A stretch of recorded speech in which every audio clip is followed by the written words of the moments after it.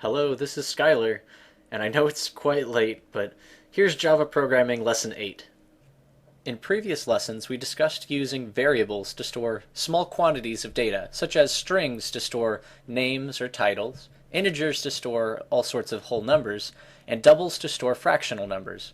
However, today we're going to take a much more in-depth look at data storage using arrays. So here's a scenario. You're working at a company and your boss would like you to write a program to store the name, age, and an ID number for every employee. Now we know how to do that. We can make a string called name, an integer called age, and an integer called ID. Alright, there we go, done. But here's the problem. Let's say there are 10,000 employees at this company, so you're going to make a string called name1, name2, name3, name4. That sounds like it's going to get very boring very quickly. Luckily, arrays come to the rescue. So far in our lessons, we know that if we make an integer called age and set it equal to 10, we're reserving a block of memory, calling it age, and then storing the number 10 in it. How an array works differently is we can ask the computer to reserve a large chunk of memory to store several integers side by side. You can see the syntax here is very similar to creating a single variable. The difference is, after we put the variable type, we're going to put two block brackets, an opening and a closing, to tell the compiler that we want to create an array of numbers, not just a single one. And every variable, you have to set it equal to something, right? So our new int array called age, we set it equal to new, and then the variable type. So int, with two more block brackets, but this time, inside the block brackets, we put the size of the array. So if we want 100,000 integers, like I do here, I put the number 100,000. If I wanted only 5 integers, then I could put the number 5 in there. So that's pretty nifty. Now we have 100,000 integers at our disposal. Now what?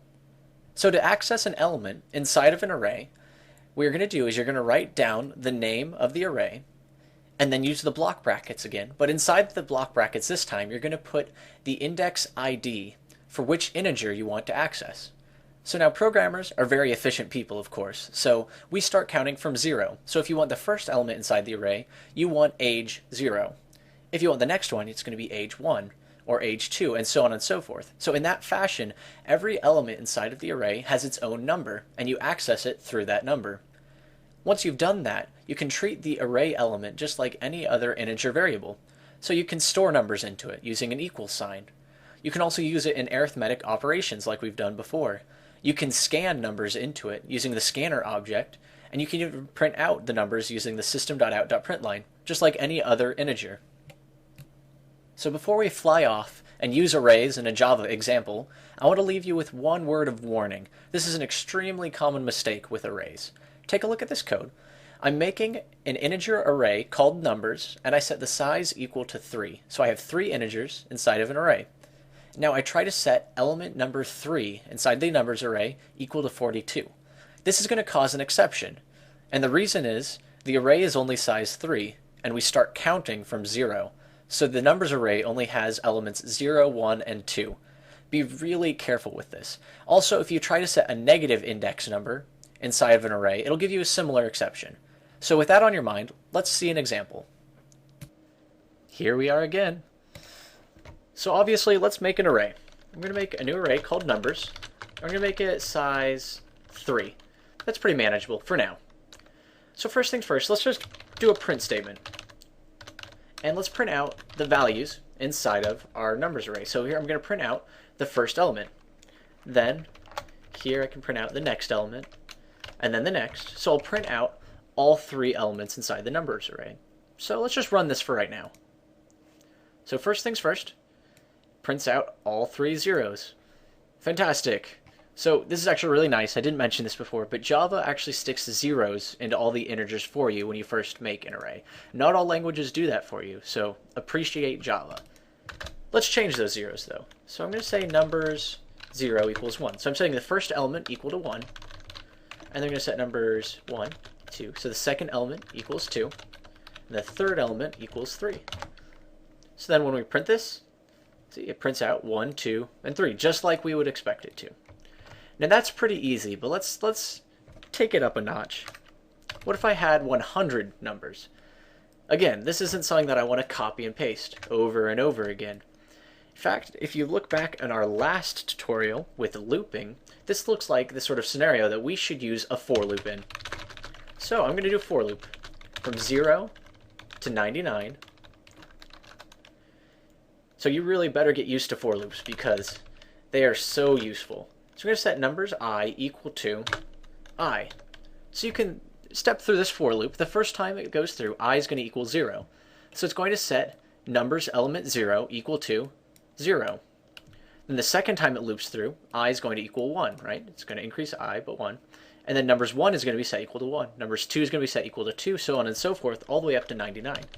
So I'm going to make one other for loop to print out the values. So here I'm going to do system.out.println numbers I. And there we go. Here's another program, a much larger array, and when we run this one, you see it prints out all the values from 0 to 99. So it'd probably be better to make this equal to I plus 1. So then when we run this, we can see we have an array of 100 numbers, and each number is equal to 1, 2, 3, 4, 5, so on and so forth. So this is really useful. In fact, let's do something with it. So that program that I told you in the beginning of the tutorial, the one where we're going to store employees' names, age, and ID numbers. Let's take a crack at it.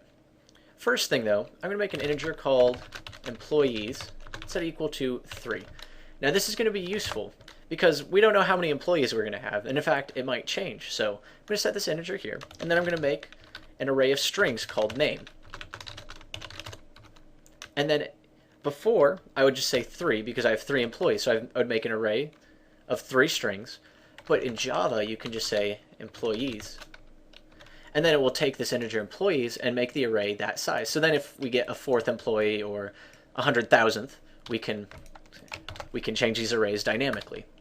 So then let's make age, new int with size employees. And then we'll make our ID, which is a new int, employees. All right, so we've made our arrays. Now, how do we want to fill these up? It'd be kind of menial to do it in the code, and in fact, it would be really nice if we could do it dynamically. So I'm going to make a scanner so we can read in from the input.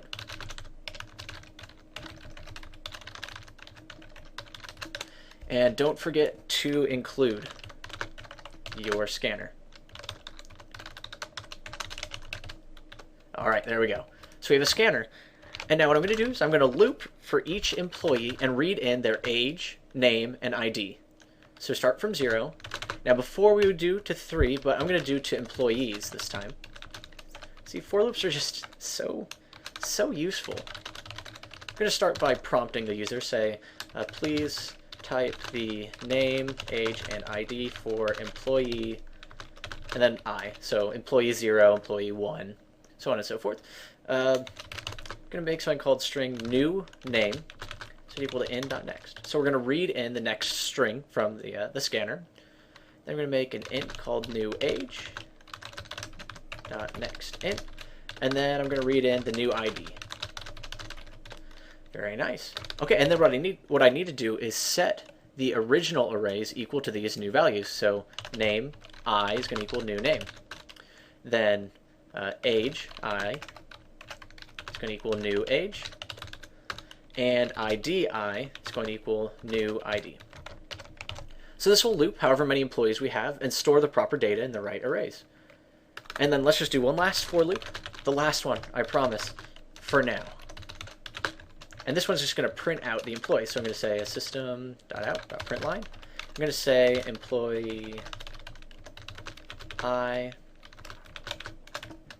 and then it's going to print out their name, then with a space in between, their age, and then their ID. And that's a pretty nice program there. So let's run it and see how it goes. So type in the name, age, and ID for employee 0. So I'm employee 0, of course.